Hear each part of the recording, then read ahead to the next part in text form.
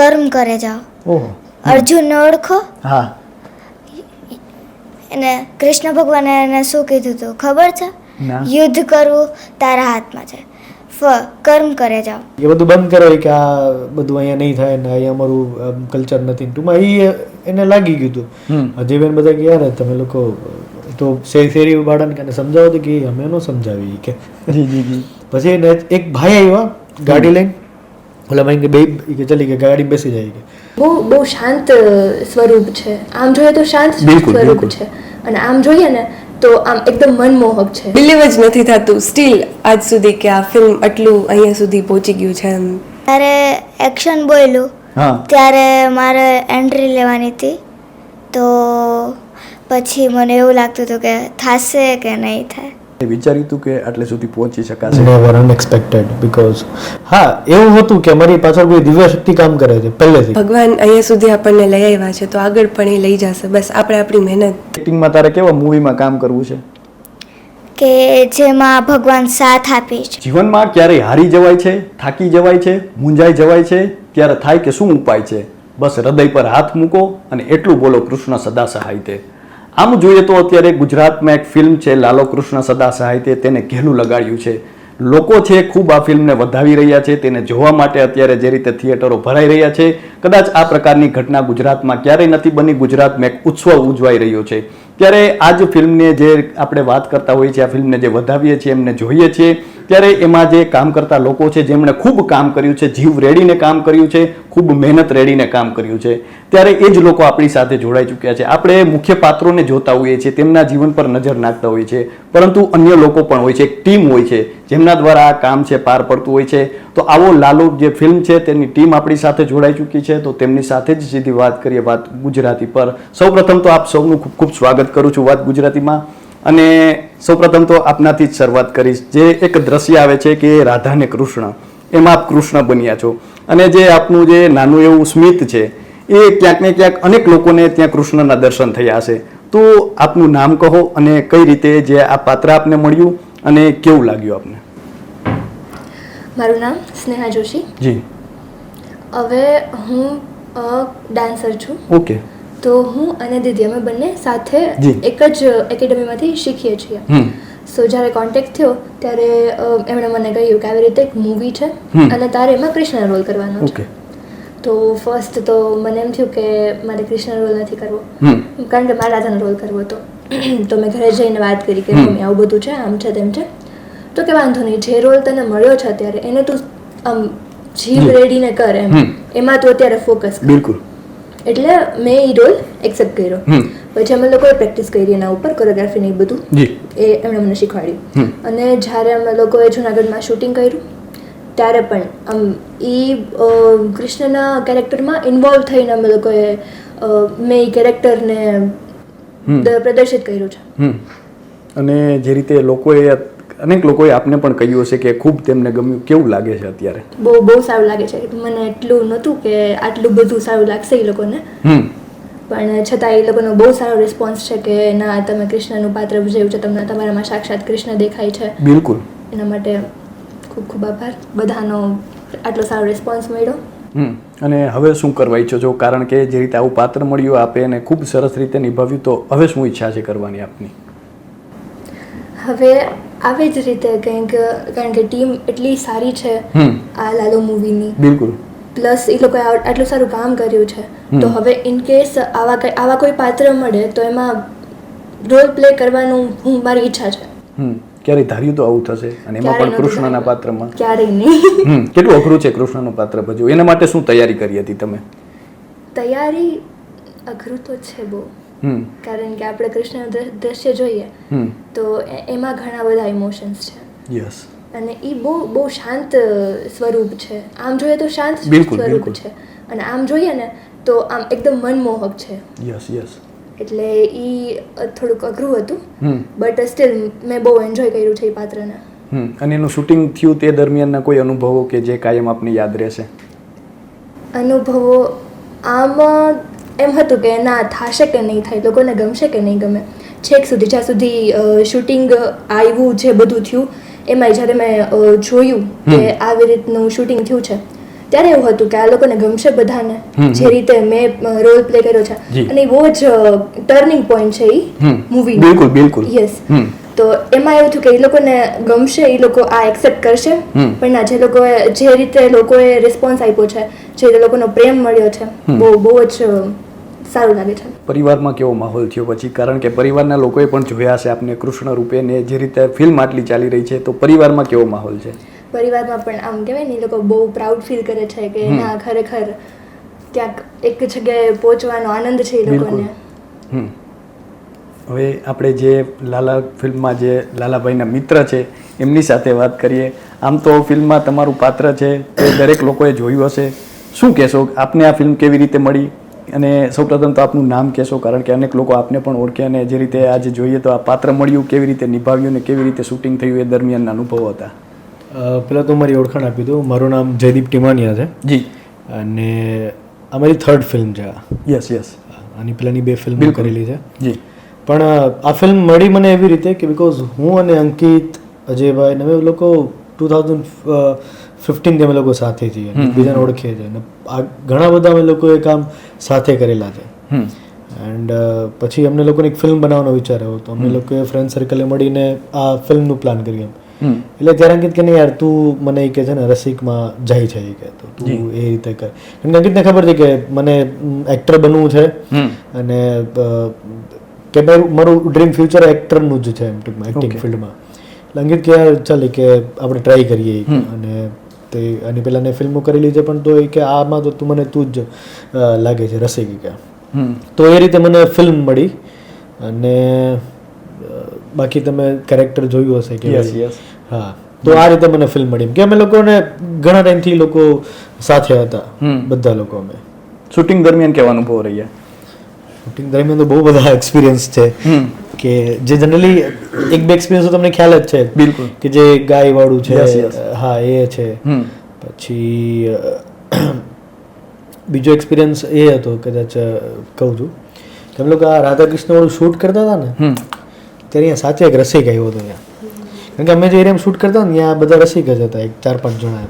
જી જી. જેનું રોજિંદાનું જીવન જ આ હોય. Yes yes yes. સાંજ પડે 2 મારીને. બિલકુલ. હા, એવી રીતે. એટલે ત્યારે ક્યાંક રસિક કહેવાનું કે આ બધું બંધ કરો, કે આ બધું અમારે નહીં કરવાનું, આવું બધું આમ. તો એટલે અમે લોકો બધા ટેન્થમાં મસ્ત બધું આમ શૂટ ગોઠવાતું હતું. નંગમેન અંકિત આ શોટ લેશું, આ શોટ લેશું. અને મારી આખી ટીમે જ આખી કોરિયોગ્રાફી કરેલી, જેમાં નર્ઝરી બી પાર્ટ છે કોરિયોગ્રાફીની અંદર. અને મેઇન અમારા કોરિયોગ્રાફર છે ધનંજય પવાર, નિર્ઝરી કક્કડ અને જિજ્ઞા વડગામાં. તો અમે લોકો બધા આખું શોર્ટ ડિવિઝન કરતા હતા. અને એમાં એક આવ્યા રસિકભાઈ ત્યાંના ઓરિજિનલ, એ બધું બંધ કરો કે આ બધું અહીંયા નહીં થાય ને અહીંયા અમારું કલ્ચર નથી. ટૂંકમાં એને લાગી ગયું હતું. અજયબેન બધા કે યાર તમે લોકો તો શેરી બાળાને સમજાવો તો કે અમે ન સમજાવી કે. પછી એક ભાઈ આવ્યા ગાડી લઈને, ઓલા ભાઈ કે બે કે ચલી ગયા, ગાડી બેસી જાય કે. ઓલા ભાઈ બેસી ગયા, એક બંધ હો તો અજય ભાઈ હા બંધ, એમ કે નીકળી ગયા. પછી ઓલા ભાઈ કહ્યું તમારે જે શૂટ કરવું કરો એ કે. ઓકે. તો આવો બી એક એક્સપિરિયન્સ થયો હતો ત્યાં કે એક, કેમ કે લોઅર કોસ્ટર જ હતું ફિલ્મ જ્યારે શરૂઆતથી લઈને સ્ટીલ બિફોર દિવાળી સુધી એમ આખું આ જ હતું એમ. આફ્ટર દિવાળી પછી આ ક્રાફ્ટ જતો હતો. તો શૂટ ટાઈમે આવા બધા ઘણા બધા એક્સપિરિયન્સ હતા કે જેમને લોકોને પછી યાદ બધા ભેગા મળીને તો યાદ આવે તો ક્યારેક યાર કેવું શું કેમ કરતા હતા આપણે બધું. આપને શું લાગે છે કે આ ફિલ્મ આટલું બધું શા માટે જોવાઈ રહ્યું છે? લોકોના ઇમોશન કનેક્ટ થઈ જાય છે લોકો. કે ક્યારેક ક્યારેક કેવું હોય છે સાહેબ કે સસ્પેન્સ થ્રિલર તો આવું બધું લોકોને ક્યારેક દિમાગ લગાવવો પડતો હોય છે, પણ આ એકદમ મસ્ત લિનિયર ફિલ્મ છે કે આવો જો અને આપણી સ્ટોરી બતાવી દે. તો આ અમારી જે સાદગીવાળી જે સ્ટોરી હતી ને એ આઈ ગેસ મને એવું મારા એકોર્ડિંગ એવું લાગે છે કે લોકોને ટચ કરી રહે છે કે એકદમ સિમ્પલ સોબર. એવું જરૂરી નથી ક્યારેક રોજ તમે અલગ અલગ જ વાનગી કહો, ક્યારેક તમને દાળ ભાત બી બહુ મીઠા લાગશે. Right. So I guess emotion touch કરે છે લોકોને. ક્યારે વિચાર્યું હતું કે આટલે સુધી પહોંચી શકાશે? Never, unexpected. બિકોઝ હા એવું હતું કે અમારી પાછળ કોઈ દિવ્ય શક્તિ કામ કરે છે પહેલેથી. ઓકે. કે થઈ જશે એક કોન્ફિડન્સ હતો. અને જે અમારી ફિલ્મનો જે સાર છે ભાઈ કે ભાઈ કર્મ કર ફલ કી ચિંતા મત કર, તો સેમ અમારી બેક ઓફ ધ જે સ્ટોરી છે એ બી એવી જ છે કે અમે લોકોએ આ 1.5 વર્ષ પહેલા ફિલ્મ બની ગઈ હતી. લોકો સતત કામ કરતા હતા કે ની ફિલ્મ રિલીઝ કરવી છે. તો સેમ ગમે અહીંથી દિવાલ તોડતા હતા, પાછળથી ભગવાન બી દિવાલ તોડતા હતા. તો આજે ફિલ્મ અહીંયા સુધી પહોંચી છે. તો એવું છે કે ભાઈ નહીં, કોઈ એક દિવ્ય શક્તિ કામ કરે છે અંદર. આજે લોકોનો પણ આટલો રિસ્પોન્સ મળે છે, તો આપને કેવો રિસ્પોન્સ મળે છે, કેવું લાગે છે જોઈને? ખતરનાક. એવું કોઈ એવા કિસ્સાઓ જે આપને પણ જોવા મળ્યો? હા, એક હું થિયેટરમાં ગયો હતો અને ત્યાંનું સેટિંગ જ 700-750 નું સેટિંગ છે ત્યાં. મલ્ટીપ્લેક્સનું હતું, ટૂંકમાં સિંગલ સ્ક્રીન હતું. અને અમે લોકો થિયેટરના ઓનર ટૂંકમાં જે મેનેજરને કોલ કર્યો કે અમે લોકો આવીએ છીએ વિઝિટ માટે. તો કે ઓકે, નો વરીઝ, આવો કે. તો અમે લોકો ત્યાં ગયા. હવે એ લોકોને નથી ખબર કે કેટલા, એ લોકો 7-8 જણા જ ત્યાં થિયેટરની અંદર. એટલે અમે લોકો ગયા થિયેટરથી, પબ્લિક બહાર નીકળીને અંદર ઘૂસી ગઈ. ઓકે. અને બધા ફોટોઝ ક્લિક કરે ને વિધાઉટ આમ ત્યારે તો મને એવું લાગે હું રાજેશ ખન્ના જ છું એમ મેં કીધું.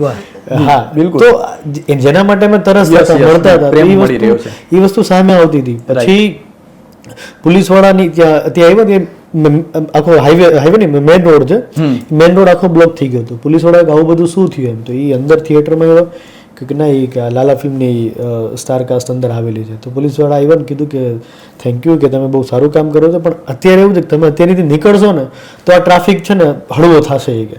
તો એ 4-5 જે પોલીસ વાળા હતા એને એમને હાથ પકડીને પ્રોટેક્શન આપ્યું. અમને લોકોને ગાડીમાં બેસાડ્યા, નાખી ગાડી અમને આખી કઢાવી. તો એવું ત્યારે ફીલ થતું નહીં યાર, ધીરે ધીરે હવે એમ કે દરવાજા જે જગ્યાએ જવું તે દરવાજા ખુલી ગયા. તો આવો બધા અનુભવ થાય છે અત્યારે. આપના માટે અંતિમ પ્રશ્ન છે કે અત્યારે ફ્યુચર હવે શું જુઓ છો, ક્યાં ભવિષ્ય જુઓ છો? ભવિષ્ય તો આ એવું છે કે જે ચલો અત્યારે આ ફિલ્મ સક્સેસ ગઈ, આપણે બધાને અત્યારે પાણીપલાને અમારા બધાના 5-5, 8-8, 10-10 વર્ષ લાગેલા છે. રાઈટ. કે અહીંયા સુધી પહોંચવા માટે કેવી રીતે. હા, તો હવે ખબર છે કે નહીં યાર, હવે પહેલું પગથિયું ચડી ગયા, દરવાજો ખુલી ગયો. પણ હવે હજી એવી ટ્રાય કરીએ છીએ કે હજી લોકોને આવી ફિલ્મો આપતા રહે, લોકોના દિલમાં વસતા રહે અને લોકોનો પ્યાર અમને મળતો રહે. અને આવા જ સારા કેરેક્ટર કરવાની ઈચ્છા છે કે મસ્ત કેરેક્ટર કરીએ અને લોકોના દિલમાં રહીએ. જી, ખૂબ સરસ. અને જે આપની મહેનત છે તે ફિલ્મમાં દેખાય છે, આપ સૌની મહેનત છે તેમાં દેખાય છે.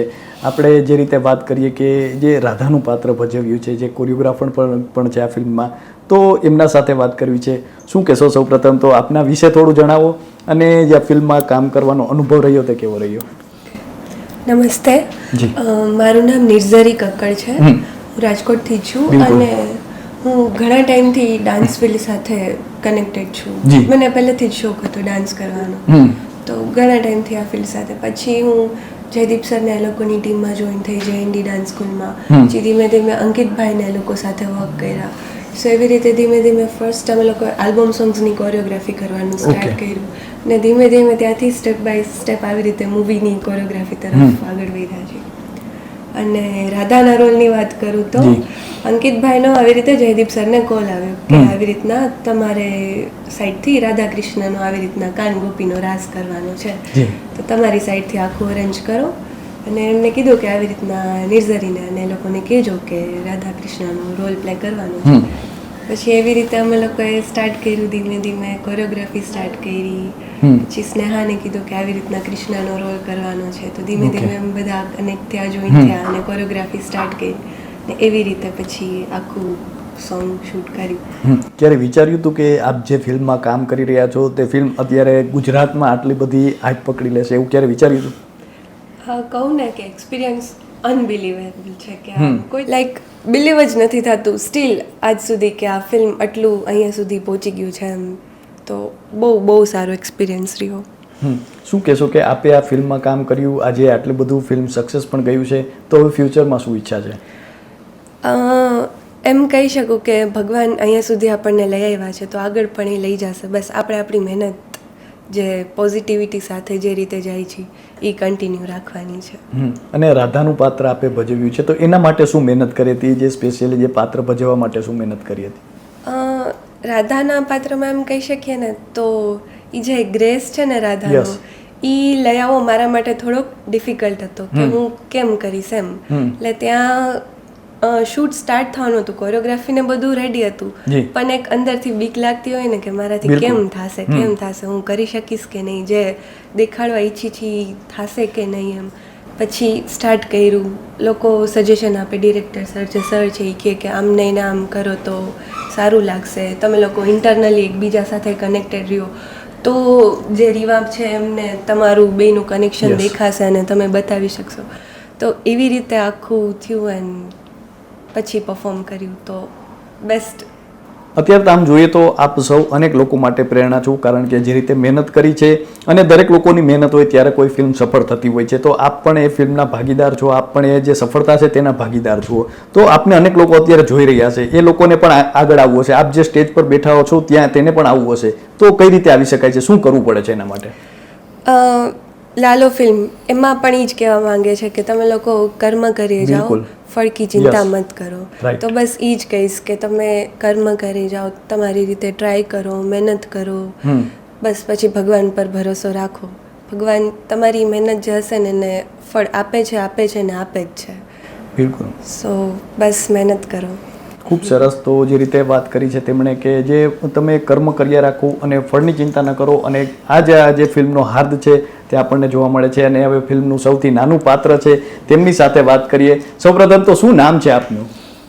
મારું નામ મિષ્ટી કડેચા છે. હા, અને કેટલામું ભણો છો તમે? હું ચોથામાં ભણું છું. ક્યાં રહો છો? હું અટલ સરોવર સાઈડ અહીંયા. શું કહેશો, કેવું લાગ્યું તમને આ ફિલ્મમાં? મજા આવી કામ કરવાની? હા. આટલી ઉંમરમાં તમને તકલીફ નહોતી પડી? ના. શું ગમ્યું તમને સૌથી વધારે? કે કર્મ કરે જાઓ. ઓહો. અર્જુનને ઓળખો? હા. એને કૃષ્ણ ભગવાને એને શું કીધું હતું ખબર છે? યુદ્ધ કરવું તારા હાથમાં છે, કર્મ કરે જાઓ. વાહ. ફળ કૃષ્ણ ભગવાન આપશે જ. યસ, બિલકુલ. તને કેવી મજા આવી હતી જ્યાં તું શૂટિંગ કરવા માટે ગઈ હતી? ત્યાં તને મજા આવતી હતી? હા, જ્યારે એક્શન બોલ્યું ત્યારે મારે એન્ટ્રી લેવાની હતી, તો પછી મને એવું લાગતું હતું કે થશે કે નહીં થાય.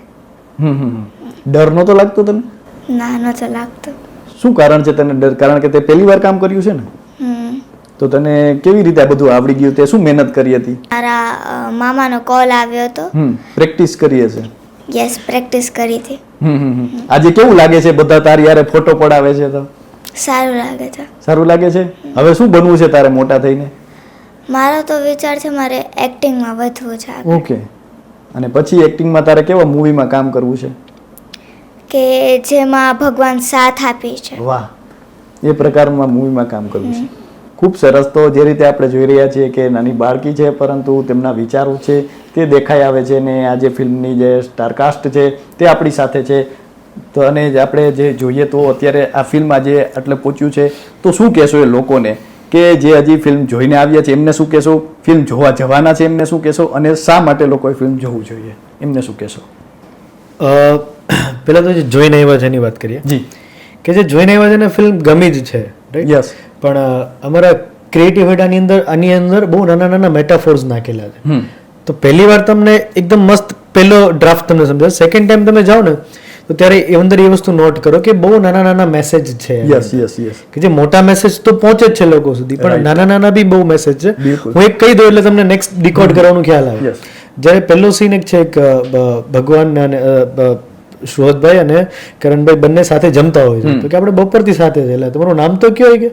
તો આમ તો બધા મને લાલો જ કહે છે. તો આ જે સીન જે છે ને એની અંદર આપણે પહેલાથી જ હિન્ટ આપી છે કે ઈ ભગવાનની એન્ટ્રી થઈ ગઈ છે. કેવી રીતે? જ્યારે સુરજભાઈ બેઠા છે ને તો એની બેક સાઈડ છે ને કૃષ્ણનો ફોટો છે, અને જે કરણભાઈ બેઠા છે ને એની પાછળ નરસિંહ મહેતાનો ફોટો છે. તો આ નેક્સ્ટ ટાઈમ જોવું. યસ. તો આ નેક્સ્ટ ટાઈમ જ્યારે જોજો ને તો મેટાફોર ઘણા બધા નાખેલા છે. કે લાલો ફસાય છે ને ત્યારે એક મોરપંખ 2 સેકન્ડ માટે દેખાડેલું છે કે કોઈ છે એની રક્ષા કરવા માટે કોઈક છે. તો નેક્સ્ટ ટાઈમ જે જોવા જાવ તો આવી બધી ડિટેલ ડિકોડ કરીને જો તો ઘણું બધું તમને લાઈફમાં કામ આવશે. અને આ ફિલ્મ શું કામ જોવી જોઈએ? તો આ ફિલ્મ જોવી એટલા માટે જોઈએ કે હરેક માણસ છે ને કંઈક ને કંઈક પોતાના જીવનમાં નાના મોટા પ્રોબ્લેમ હશે. મોટા માણસને એના લેવલના પ્રોબ્લેમ હશે, નાના માણસને નાના લેવલના પ્રોબ્લેમ હશે. તો હરેક વસ્તુની જવાબ, જેમ કે ગીતા, કે આ મેં રેફરન્સ ગીતા જ લીધું છે કે જે કૃષ્ણ ભગવાન એ કહી ગયા છે, પણ આ અત્યારની એમ કે ભાઈ એમાં થોડોક પાર્ટ લીધો છે અંશ, તો તમને આના ઘણા બધા તમને જવાબ મળી શકશે તમારી લાઈફની અંદર. તો એટલા માટે જોવી જોઈએ.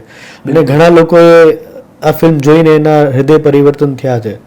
હમણાં જ એક રીલ એક વાયરલ હતી, અંકિતભાઈ કહેતો તો બોલો કે ભાઈ હું સુસાઇડ ટૂંકાવા ગયા હતા અને તેમણે જે આ ફિલ્મ જોઈને માંડી વાળ્યું, જે ખૂબ મોટી વાત કહેવાય.